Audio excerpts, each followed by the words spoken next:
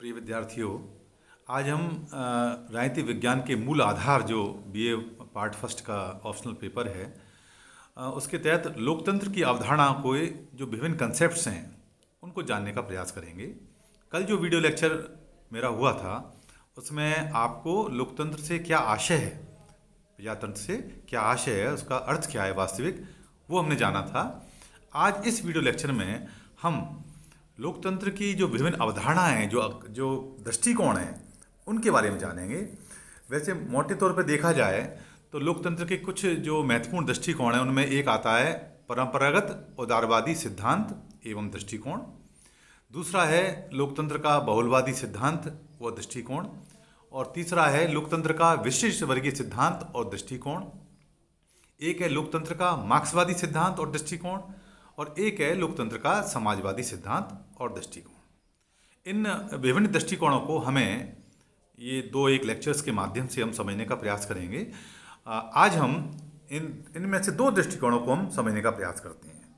पहला जो दृष्टिकोण है, जो लोकतंत्र का पारंपरिक उदारवादी दृष्टिकोण है, उसको हम समझेंगे। आप सभी जानते हो कि आधुनिक विश्व के अधिकांश राज्य लोकतांत्रिक होने का दावा करते हैं, क्योंकि प्रत्येक देश ये कहता है कि मैं दुनिया का सबसे सच्चा लोकतांत्रिक देश हूँ। चाहे वो साम्यवादी देश हों, चाहे वो प्रजातंत्रवादी देश हों, चाहे वो पश्चिमी प्रजातंत्र के देश हों, चाहे वो सैनिक तंत्र भी हों, वो भी अपने आप को विशुद्ध लोकतांत्रिक देश कहने की बात करते हैं। यहाँ तक कि एक बार हिटलर ने लोकतांत्रिक शासन की बात करते हुए अपने शासन को जर्मन लोकतंत्र कहना अधिक पसंद किया था। कहीं लोकतंत्र को राज्य का रूप माना गया है तो कहीं इसे समाज और जीवन का ढंग कहा गया है। ऐसी स्थिति में यह स्वीकार तो करना ही पड़ेगा कि लोकतंत्र संबंधी विचारों में आजकल बहुत अंतर आ गया है। यह वैचारिक अंतर लोकतंत्र के सिद्धांतों, आदर्शों एवं मूल्यों में भी द्रष्टव्य है। इस कारण लोकतंत्र के अनेक दृष्टिकोण सामने आए हैं, जो हम इस वीडियो लेक्चर के माध्यम से आपसे चर्चा करेंगे। आज जैसा कि मैंने अभी बताया, हम लोकतंत्र के जो विभिन्न जो दृष्टिकोण हैं उनकी चर्चा करेंगे, और फिर उसके बाद दो दृष्टिकोणों को हम विस्तार से जानेंगे। जैसे अभी बोला मैंने, लोकतंत्र का पारंपरिक उदारवादी दृष्टिकोण, लोकतंत्र का विशिष्ट वर्गीय सिद्धांत या दृष्टिकोण, लोकतंत्र का बहुलतावादी सिद्धांत या दृष्टिकोण, लोकतंत्र का मार्क्सवादी दृष्टिकोण और सिद्धांत, और लोकतंत्र का समाजवादी दृष्टिकोण और सिद्धांत। आइए अब हम लोकतंत्र का पारंपरिक या परंपरावादी जो उदारवादी दृष्टिकोण है वो क्या है उसको समझते हैं। पारंपरिक उदारवादी सिद्धांत को हम प्रतिष्ठित या लोकप्रिय सिद्धांत भी कह सकते हैं।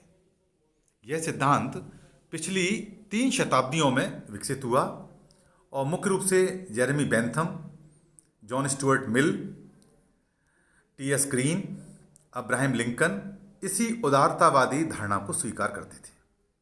लोकतंत्र के उदारतावादी सिद्धांत का विकास आधुनिक युग के आरंभ के साथ देखा जा सकता है। पुनर्जागरण और सुधारवाद के सांस्कृतिक एवं धार्मिक आंदोलनों ने व्यक्ति के मूल्य को सर्वोच्च मानते हुए तमाम चिंतन का केंद्र व्यक्ति को माना है। वहीं आप दूसरे विचारकों को देखें, हॉब्स ने लोकतंत्र के दृष्टिकोण के जिस महत्वपूर्ण तत्व को विकसित किया वह था सरकार या राज्य व्यक्तियों के आपसी समझौते का परिणाम है। इसलिए आपने देखा होगा हॉब्स, लॉक और रूसो, ये जो 3 पाश्चात्य विचारक रहे हैं जिनको हम संविदावादी विचारक कहते हैं, इन्होंने लोकतंत्र को किस रूप में परिभाषित किया था उसमें अभी आपने जाना कि हॉब्स ने क्या माना है कि सरकार या राज्य क्या है, व्यक्तियों के आपसी कॉन्ट्रैक्ट का परिणाम है। वहीं आप लॉक जो दूसरा संविदावादी विचारक था या समझौतावादी विचारक था, वो क्या मानता है? लॉक ने राजनीतिक सत्ता को जनता की सहमति पर आधारित बतलाया और कहा कि संवैधानिक और सीमित सरकार के सिद्धांत ही लोकतंत्र को स्थापित करते हैं। अर्थात उन्होंने अपने समझौतावादी सिद्धांत में संवैधानिक और सीमित सरकार, लिमिटेड गवर्नमेंट या कॉन्स्टिट्यूशनल गवर्नमेंट के सिद्धांत को प्रतिपादित किया था।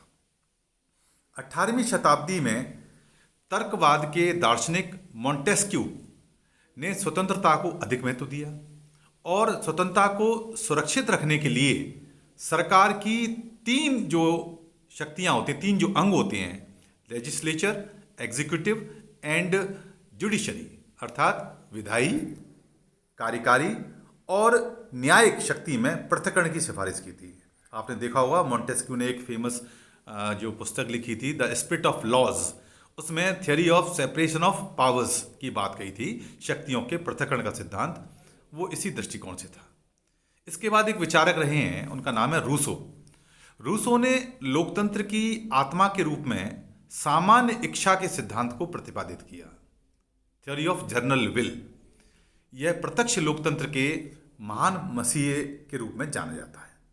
18वीं शताब्दी में ही अमेरिका और फ्रांस की जो क्रांतियों के द्वारा लोकतंत्र के सिद्धांतों को व्यवहारिक रूप प्रदान करने का प्रयास किया गया था। आपने देखा होगा कि फ्रांस की जो क्रांति थी उसका नारा ही था लिबर्टी, इक्वलिटी एंड फ्रेटर्निटी, ठीक है ना। इसी परस्यूट ऑफ फ्रीडम, ये अमेरिका के जो स्वतंत्रता संग्राम था उसका नारा था। तो इन दोनों क्रांतियों के द्वारा लोकतंत्र के सिद्धांतों को व्यवहारिक, प्रैक्टिकल जो प्लेटफॉर्म प्रदान करने की बात कही गई थी।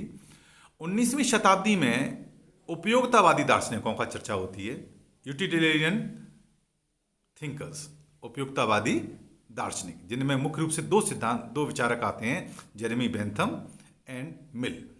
तो बेंथम और मिल ने लोकतंत्र का समर्थन इस आधार पर किया कि यह शासन अधिकतम व्यक्तियों का अधिकतम सुख के लिए आवश्यक है, maximum happiness for maximum number.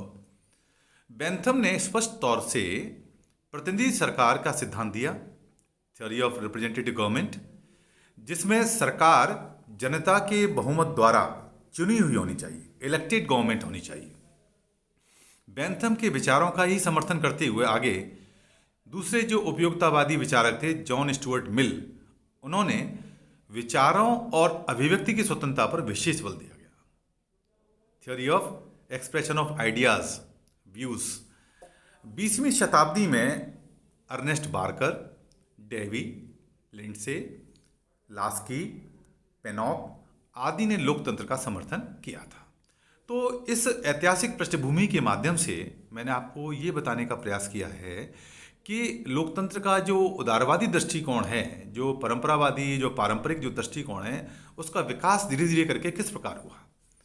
अब लोकतंत्र के उदारवादी दृष्टिकोण के बुनियादी तत्व क्या हैं, आइए अब हम उनको बिंदुवार जानने का प्रयास करते हैं। पहला जो बुनियादी जो तत्व है उदारवादी लोकतंत्र का, वो ये मान के चलता है कि सब व्यक्ति समान हैं, ऑल आर इक्वल। व्यक्ति अपना भला बुरा स्वयं सोचने की शक्ति रखता है। आपने देखा होगा एक व्यक्तिवादी विचारधारा है, वो लोकतंत्र के जो उदारवादी दृष्टिकोण है उसके अधिक नज़दीक है, क्योंकि व्यक्तिवादी ये मान के चलते हैं कि वह शासन सबसे अच्छा है जो सबसे कम शासन करता है, क्योंकि व्यक्ति विवेकशील प्राणी है, वो अपना भला बुरा समझता है, इसलिए अन्य किसी बाह्य शक्ति का उस पर नियंत्रण करना इतना आवश्यक नहीं है। केवल लॉ एंड ऑर्डर मेंटेन करने के लिए ही राज्य रूपी संस्था की आवश्यकता है, जो लोगों के अधिकारों की रक्षा करेगा, उनकी जान माल की रक्षा करेगा, और सभी व्यक्ति कानून की दृष्टि में समान है।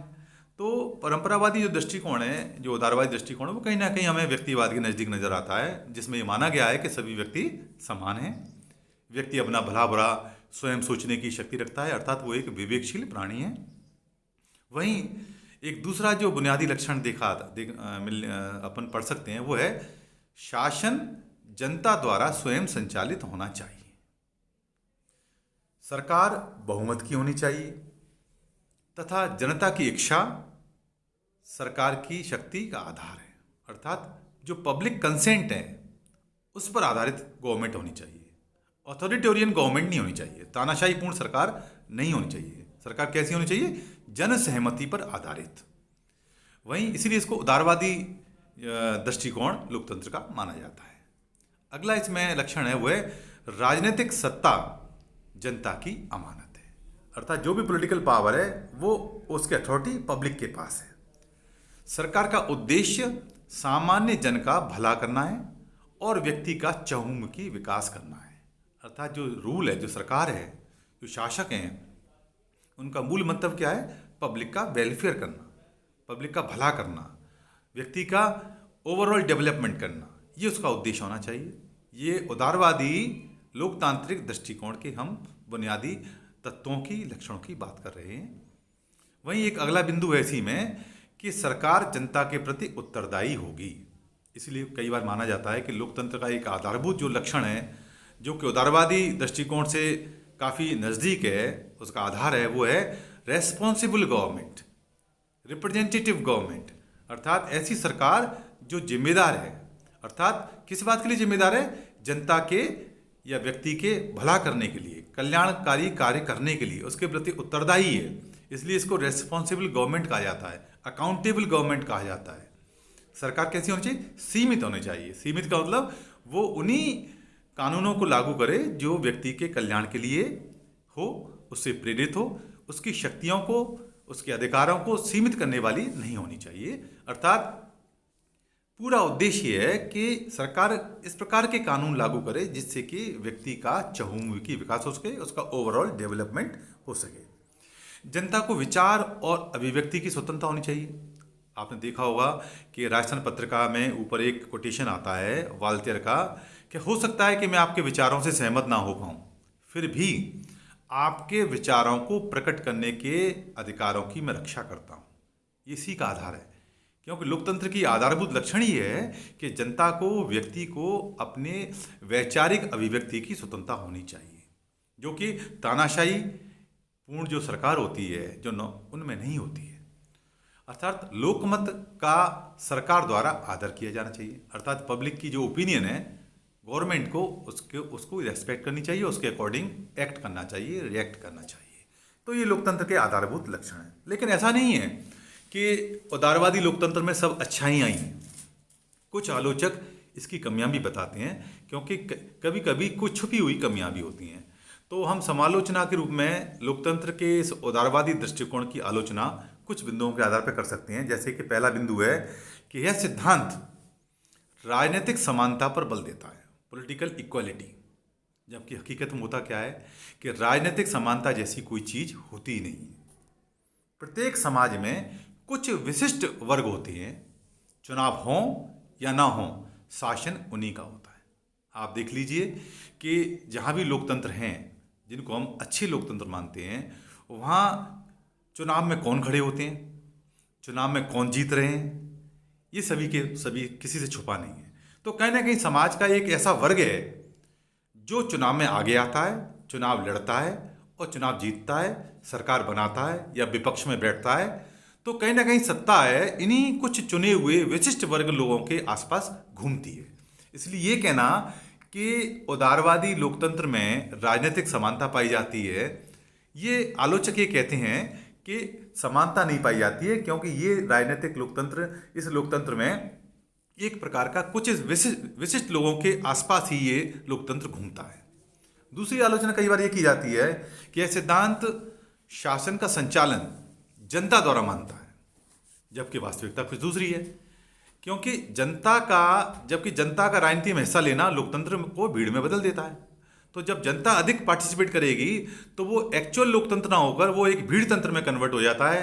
जैसा कि आपने अरस्तु को जब पढ़ा था, तो अरस्तु में लोकतंत्र की जब बात करता है तो उसका विकृत फॉर्म है, वो उसको भीड़ तंत्र कहता है। डेमोक्रेसी को वो भीड़ तंत्र कहता है। डेमोज मीन्स भीड़ और तंत्र माने क्रेसी मीन्स पावर। तो भीड़ तंत्र अर्थात भीड़ का शासन, और जहाँ भीड़ का शासन होगा वहाँ लोगों का न्याय कैसे हो पाएगा? कहीं ना कहीं उसमें अराजकता व्याप्त हो जाती है। तो आलोचक कहते हैं कि यदि लोकतंत्र को बचाना है तो जनता को शासन से दूर रखो। जनता द्वारा राजनीति में अधिक अभिरुचि लेने से राजनीतिक व्यवस्था का संतुलन बिगड़ जाता है। एक आलोचना यह भी की जाती है कि लोकतंत्र का उदारवादी सिद्धांत मूल्यों और आदर्शों पर अधिक बल देता है, राजनीतिक जीवन की वास्तविकताओं पर कम। हम वैल्यूज की बात करते हैं, लेकिन वास्तविक जीवन में हो क्या रहा है? तो लोकतंत्र कई बार आदर्श में, उदारवादी लोकतंत्र आदर्शात्मक अधिक हो जाता है और वास्तविक जीवन की जो सच्चाइयाँ हैं, जो आर्थिक सच्चाइयाँ हैं, जो सामाजिक सच्चाइयाँ हैं, कहीं ना कहीं वो कहीं उनसे भटक जाता है। तो राजनीति में व्यवहारवाद के उदय के बाद मूल्य विहीन राजनीति के समर्थक हर राजनीतिक सिद्धांत को केवल राजनीतिक जीवन के तथ्यों पर स्थापित करना चाहते हैं। एक आलोचना यह भी की जाती है कि यह सिद्धांत राजनीति में नेताओं, शासन करने वाले विशिष्ट वर्ग तथा संगठित संस्थाओं को उचित महत्व प्रदान नहीं करता है। अब इस आधार पर आप समझ गए होंगे कि लोकतंत्र का जो उदारवादी दृष्टिकोण है वो क्या है और इसमें किस प्रकार की कमियां हमें नजर आती हैं। लेकिन ऐसा नहीं है कि इसमें कमियां ही हैं, वास्तव में इसमें कुछ अच्छाइयां भी हैं। दूसरा एक जो दृष्टिकोण देखने को मिलता है वो है लोकतंत्र का विशिष्ट वर्गीय सिद्धांत। इस सिद्धांत के प्रतिपादकों में यदि हम नाम लें तो मॉस्का, प्लेटो, मिचेल, वर्नहम आदि विचारकों ने लोकतंत्र का जो विशिष्ट वर्गीय सिद्धांत प्रस्तुत किया है।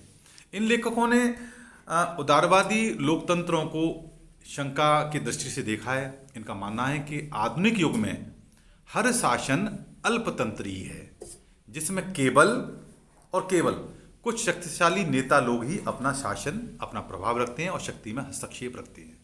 ये लोग विशिष्ट वर्ग के होते हैं, विशिष्ट जाति, समुदाय, आर्थिक वर्ग के हो सकते हैं। जनता का शासन जो हम कहते हैं कि democracy the government of the people, for the people, by the people, ये लोग कहते हैं ये एक धोखा है। जहाँ कहीं भी सरकार होगी तथा राजनीतिक संगठन या शासक होंगे, वह सत्ता केवल अल्पमत के पास होगी, क्योंकि ये ही नेतृत्व को प्रदान करते हैं। विशिष्ट वर्गीय लोकतंत्र का सिद्धांत इस बात का खंडन करता है कि सरकार जनता के द्वारा चलाई जा सकती है। प्लेटो ने तो यहाँ तक कहा है कि इस शासक को वो कहता है कि ये विशिष्ट वर्गीय जो गवर्निंग एलीट हैं, और मॉस्का ने इसे पॉलिटिकल क्लास और मिचेल्स ने इसे शक्ति का विशिष्ट वर्ग, पावर एलीट कहकर पुकारा है। हेरल्ड लासवेल के अनुसार राजनीतिक विशिष्ट वर्ग एक राजनीतिक व्यवस्था में शक्ति रखने वालों का होता है। शक्ति रखने वालों में नेतृत्व तथा समाज के वे सभी समूह आते हैं जिनसे नेता आते हैं तथा जिनके प्रति नेताओं का उत्तरदायित्व होता है। विशिष्ट वर्ग की धारणा प्रारंभ में लोकतंत्र के सिद्धांत के प्रतिकूल थी, किंतु अब इसे लोकतंत्री सिद्धांत के आधार के रूप में स्थापित करने की चेष्टा भी की गई है। और ये नारा दिया गया है कि यदि लोकतंत्र को बचाना है तो जनता को इससे दूर रखो।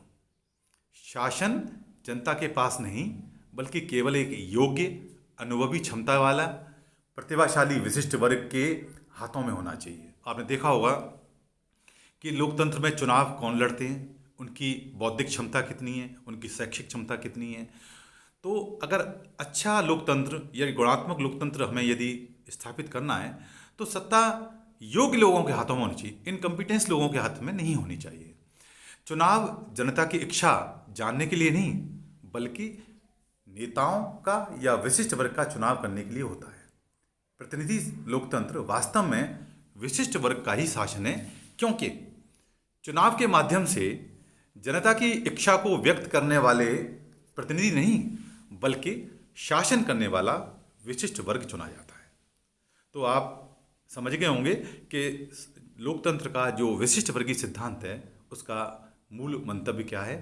और लोकतंत्र के विशिष्ट वर्गीय दृष्टिकोण को यदि हम बुनियादी तत्वों पर, उनके लक्षणों पर यदि हम प्रकाश डालें तो हम बिंदु के तौर पर कह सकते हैं कि सरकार जनता के द्वारा नहीं हो सकती, जनता के लिए हो सकती है।